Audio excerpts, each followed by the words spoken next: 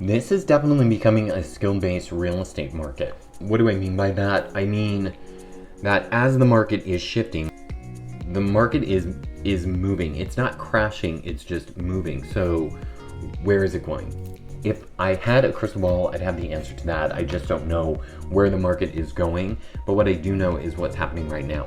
Higher interest rates are causing homes to sit on the market just a little bit longer, which is then causing prices to marinate a little bit longer, and we're starting to see some adjustments. With those adjustments comes concessions that sellers are making and buyers are having to make as well. So it's not just coming from one side of it. Buyers are having to make the concession because they're having to pay a higher interest rate, whereas sellers are having to make the concession because they are adjusting their price in order to help them move on to the next level. There's always going to be a need to sell houses in any single real estate market. So it doesn't matter if it's today, tomorrow, next week, next year, there's always going to be a need, right? And those needs are birth, death, divorce. Those are just the top ones.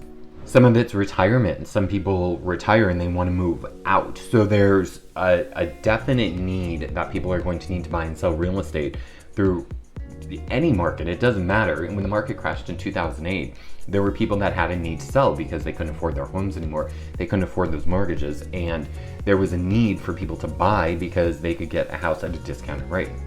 Now it's just a little bit different. So buyers are going in with their eyes open, but keep this in mind, and this is important.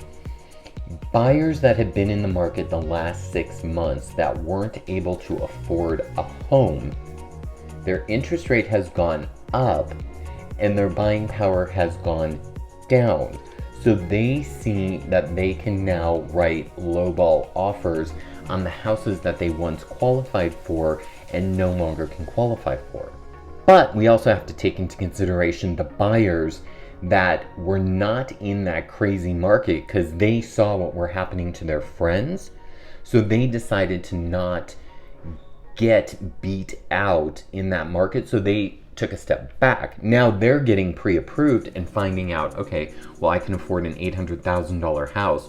So they're not in that crazy market. So they're the ones that are more apt to make a reasonable offer. The interest rate is definitely not going to stick around forever.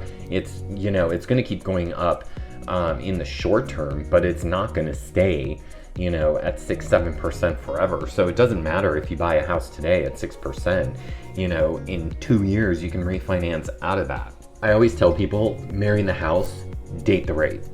You're taking the interest rate on a little bit of a date. Like you're going to be in this interest rate for such a short period of time. It's not like you're committing to it for 30 years. You don't have to commit to it. That's why there's refinancing that's available to people. So you have these options to get out of these rates. Another option that you can do is you can do an adjustable rate mortgage, a 5-1, 7-1, 10-1 ARM. So you get a little bit lower of an interest rate right now. That interest rate is low for the time being, and then it will go up in 5, 7, 10 years, whatever whatever type of mortgage you got, and then you can refinance out of that one. And the reality is most people move every 7 to 10 years anyway, so you're probably not going to be in that interest rate forever. You're just buying this house for a shorter period of time. If you think you're going to be in there for 30 years, which is very odd, most people don't do that, then yeah, obviously you're going to want to get that lower rate. But if you don't, then date the rate, marry the house. That's what you're wanting to do. Don't regret the decision not to sell your house now at the price that will cause it to sell. But the skilled agents are taking real estate outside of this box that we have created for ourselves over the last 2 years, and they're going to have to work on the peripheral, and they're going to have to be a little bit more creative when getting deals closed. For example, Keller Mortgage. You can get a 0+ mortgage right now if you have great credit, especially if you're a W-2 employee. You get a 0+ mortgage. By not necessarily being married to your lender, you can pull yourself out of that, and then you can go get a 0+ mortgage. Now, of course, there has to be a Keller Williams agent on one side of that transaction in order for that to happen. But if that works, then great. Then you've saved yourself money on your origination fee. It's just a different market. It's not crashing, it's not burning, it's not going down. We're still seeing price increase. And keep this in mind that the interest rate may be 6%, but the annual appreciation over the next year throughout 2022 is expected to hit 9%, which means you're still making more money on your home than you're spending on the interest rate.